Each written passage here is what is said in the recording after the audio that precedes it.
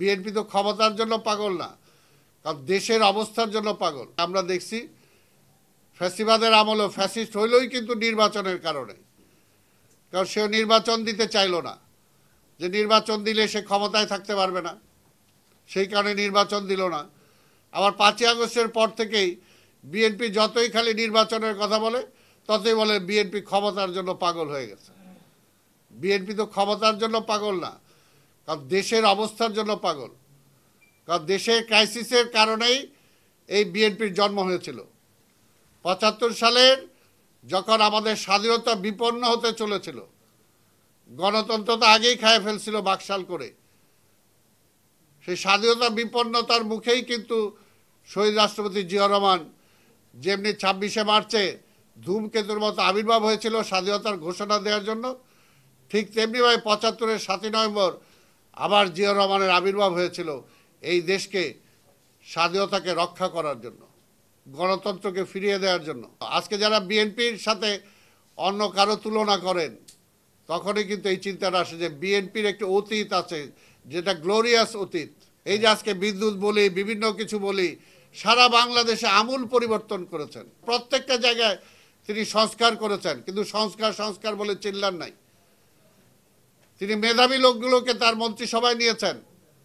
আমরা তো আশা করেছিলাম ডক্টর ইউনূস সাহেব ওনার আশেপাশে এই ধরনের লোকগুলো থাকবে যারা তাকে ভালো পরামর্শ দিবে এবং দেশের সংকটের সময় একটা উল্লেখযোগ্য ভূমিকা তারা রাখবে, কিন্তু কোনো ভূমিকাই রাখতে পারে না। আজকে দুঃখের সাথে বলতে হয়, এই বিদ্যুৎ সেক্টরের জন্য তো এখন তো ধৈর্যের আর সীমা নাই।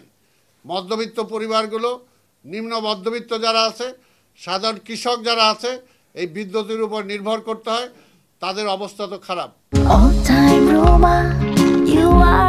All time Roma. Taste it, love it.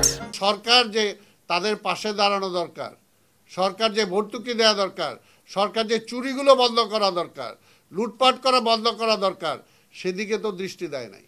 বলে সিন্ডিকেট। আরে সিন্ডিকেট ভাঙে না কেন? এখনও তো সিন্ডিকেটের মধ্যে দিয়ে সব কিছু চলছে। সেই স্বৈরাচারের আমলে যারা ব্যবসা করত, এখনও তারাই ব্যবসা করতেছে। অন্য কেউ যদি ব্যবসা করে তার লাইসেন্সেই ব্যবসা করতে হয়, তার লাইসেন্স নিয়ে ব্যবসা করতে হবে, কারণ ওই প্রতিষ্ঠান আইন করে রেখেছে এত কোটি টাকার যারা ব্যবসা করেছে তারাই ব্যবসা করতে পারবে। তাহলে সিন্ডিকেট থাকবে না কেন? তাহলে এই সিন্ডিকেট ভাঙার জন্য কি তারা চেষ্টা করেছেন? প্রত্যেকটা সেক্টরে। আজকে বিদেশিদের ওইখানে, আজকে তো আমাদের প্রধান উপদেষ্টা বলছেন যে বিদেশিদের রেমিটেন্সের উপরেই আজকে স্বাভাবিকভাবে 2টা সেক্টর রেমিটেন্সের উপরে দেশ বেঁচে আছে। সেটা হলো আমাদের বিদেশে কর্মসংস্থানে যারা আছে, কর্মে যারা আছে তারার, আরেকটা হলো গার্মেন্টস। এই বিদেশিদের যারা ফরেন রেমিটেন্স যারা দেয়, তাদের উপরে যে আপনি একটা খরচ চাপায় রাখছেন, সেটা দূর করেন না কেন? কলকাতা থেকে দুবাই যাইতে, কলকাতা থেকে মানে প্রত্যেকটা দেশে যাইতে যে প্লেনের টাকা লাগে, বাংলাদেশ ঢাকা থেকে যাইতে তার ডাবল লাগে। কেন লাগে বলেন? কেন লাগে বলেন? এটার ব্যাখ্যাটা কি? কোনো ব্যাখ্যা নাই, কোনো ব্যাখ্যা নাই। এইরকম প্রত্যেকটা সেক্টরেই আজকে চোরগুলোকে ধরা হয় না, ডাকাত ঘুরে বেড়াইতেছে আর পকেট মাইর নিয়ে দৌড়াদৌড়ি করে।